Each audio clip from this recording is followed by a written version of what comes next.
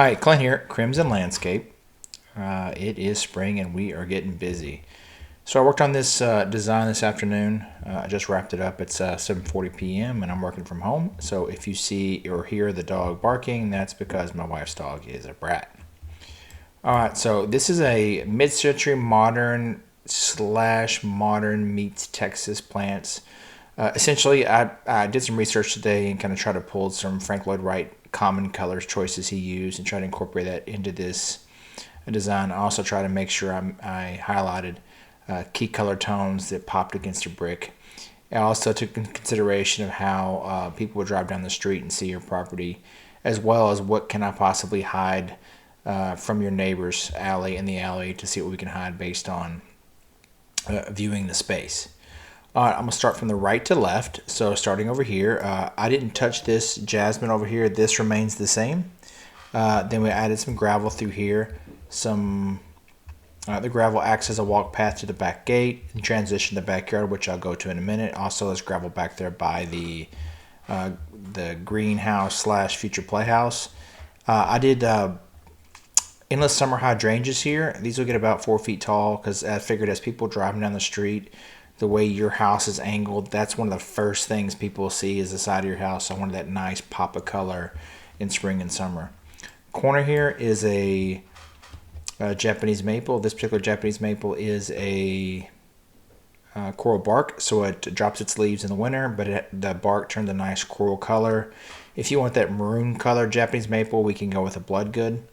Below is variegated liripe, a nice evergreen grass to lay down in winter, but for the most part in spring and summer it's nice and pretty. American beautyberry in the back. It's kind of a purplish berry. It has a nice unique color to it, so I wanted some unique interest. That's why I came up with the American beautyberry. Nandina firepower's here and Abelia's here. This is all in steel edging, a raw patina steel edging. Along the house there, I did giant liripe just so we can have pops of color. Nice purple bloom.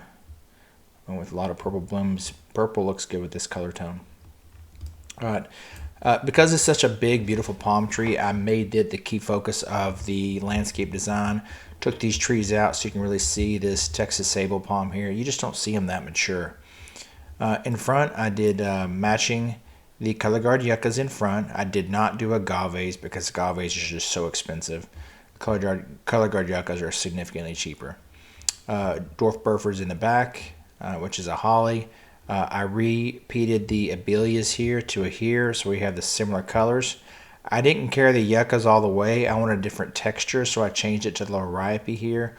Or you could just delete these grasses here, so it's just solid gravel.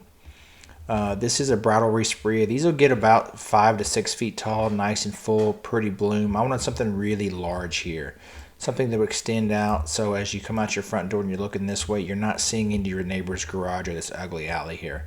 So that's why I wanted something really big here. Oak tree in the corner stays. We're going to tear all the ivy and jasmine, all that stuff that's growing on it. I did a simple holly fern below it. I did a dwarf Burford holly here to kind of as a barrier for the alley. Left this tree in place because it's already nice and full. We'll give you a nice blockage for the alley. Then I repeated the variegated liripe below it. Okay, let me zoom out. Let you see it from this direction. So again, I wanted something that blocked the alley here. This blocks the alley. These will get nice and big and block the alley as well. This tree, I didn't want anything around the tree. I wanted to highlight the beauty of the tree. Okay, let me zoom out again at a high level. All right, let me go to night. Emphasize that in all my designs that lighting makes all the difference in the world. One, for safety and security, but really illuminates the space. Add a couple extra lights around the tree down the alley just so people don't drive in your yard. All right, let me change the angle. Again, down the side of the house here, nice pretty hydrangeas. Okay, let me go to the back. In the back, I didn't do official design around the pool yet. I just want to do something in this area, another key highlighted area you brought up. As mentioned when I was on site, all this needs to be cleaned up, lowered, soil hauled off. Any conduit or drainage or irrigation needs to be roughed in, this would be the space to do it before we did turf. This is about 350 square feet of artificial turf up to the fence for a nice play area. And of course the greenhouse. In the greenhouse I just did gravel. We could take turf up to the door, which I just didn't show it in this design, then just do gravel around it. Then a few plants along the fence here that I know will work in that shade space. And we certainly can add lights back here as well. Let me go back to the front and show you a couple more times.